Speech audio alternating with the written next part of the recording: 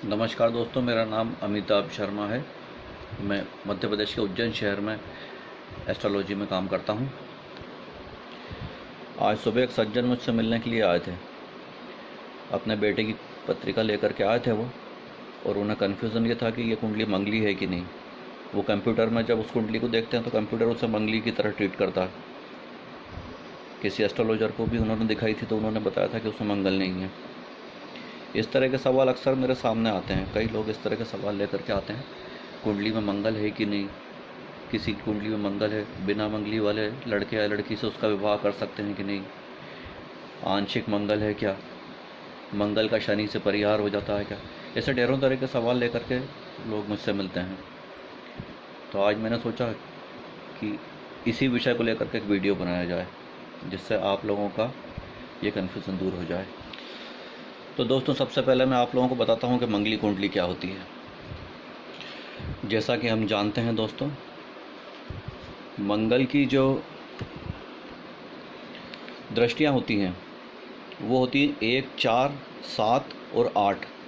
अर्थात मंगल जिस जगह पर स्थित होता है वहाँ से वो खुद अपने उसी घर को, मतलब पहले घर को, उसके बाद चौथे घर को, और फिर 7वें घर को, और फिर 8वें घर को पूर्ण दृष्टि से देखता है।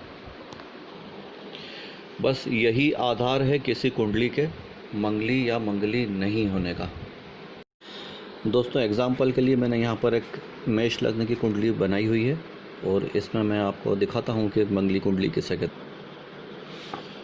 दोस्तों, ये जो घर है जहाँ पर 7 लिखा हुआ है, ये कुंडली का 7वां भाव कहा जाता है, और विवाह के विचार के लिए हम इसी घर को देखते हैं। अब दोस्तों, कुंडली में यदि मंगल इस जगह पर स्थित है, यानी कि वो इस विवाह के घर को अपने खुद पहली ही दृष्टि से देखता है, तो ये कुंडली मंगली कही जाएगी। दूसरा, यदि मंगल कुंडली में लग्न में स्थित है तो वो लग्न में स्थित होकर के 7वें घर को 7वीं पूर्ण दृष्टि से देखेगा, तब भी ये कुंडली मंगली होगी। और तीसरा, यदि मंगल चतुर्थ भाव में स्थित है,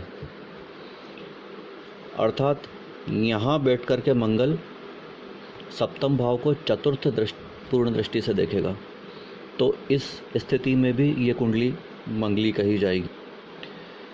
साथ ही यदि मंगल कुंडली में 12वें भाव में स्थित होगा तो वो 7वें भाव को 8वीं पूर्ण दृष्टि से देखेगा। 1, 2, 3, 4, 5, 6, 7 और 8, यहाँ से 8वीं पूर्ण दृष्टि से मंगल 7वें भाव को देखता है, अर्थात 12वें भाव में मंगल होने पर भी इस कुंडली को मंगली कहा जाएगा। और दोस्तों, एक विशेष कंडीशन भी ली गई है, जिसमें मंगल यदि अष्टम भाव में स्थित हो तो उस कुंडली को भी मंगली माना जाता है। अब यहाँ पर आप इसे याद रखने के लिए एक इस तरह से आप इसे याद रख सकते हैं कि एक सीधी लकीर बना लीजिए इस तरह से। इस लकीर में जहाँ पर भी कहीं पर भी मंगल आ जाएगा तो उस कुंडली को आप मंगली मान लीजिए।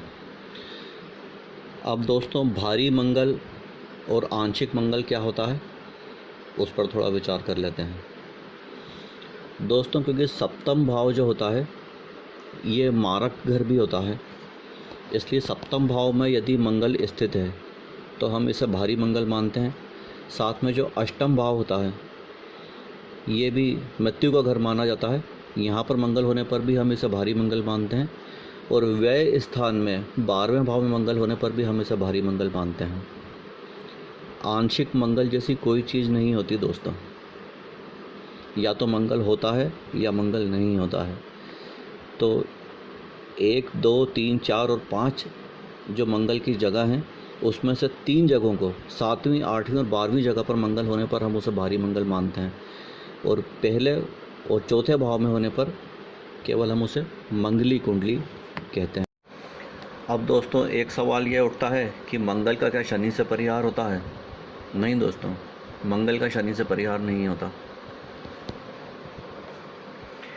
एक सवाल ये भी अक्सर पूछने में आता है कि क्या मंगली लड़के या लड़की का विवाह मंगल वाले लड़के या लड़की से ही करना चाहिए। हाँ दोस्तों, ये बात बिल्कुल सही है। हो सके तो मंगली लड़के या लड़की का विवाह मंगल वाली कुंडली वाला लड़के या लड़की से ही कीजिए। और ये भी ध्यान रखना चाहिए कि यदि लड़के या लड़की कुंडली में भारी मंगल है, जो मैंने बताया आपको 3 स्थानों पर, तो भारी मंगल वाले लड़के या लड़की से ही उसका विवाह कीजिए, तभी अच्छा मैच रहेगा। तो दोस्तों, ये थी मंगल के बारे में कुछ जानकारी। मंगली कुंडली क्या होती है मैंने आपको बताया। आपके अगर कोई और सवाल हो तो कमेंट बॉक्स में डाल दीजिएगा, आपका नंबर भी डाल दीजिए। हो सकेगा तो मैं आपको पर्सनली कांटेक्ट करके उसका जवाब दे दूंगा, और नहीं तो कमेंट बॉक्स में मैं उनका जवाब आपको दे दूंगा। मेरा वीडियो देखने के लिए धन्यवाद दोस्तों। इसे लाइक और शेयर करें और अपने दोस्तों के साथ शेयर करें। जुड़े रहिएगा आगे भी एस्ट्रोलॉजी से संबंधित ऐसी जानकारियों के लिए। बहुत बहुत धन्यवाद।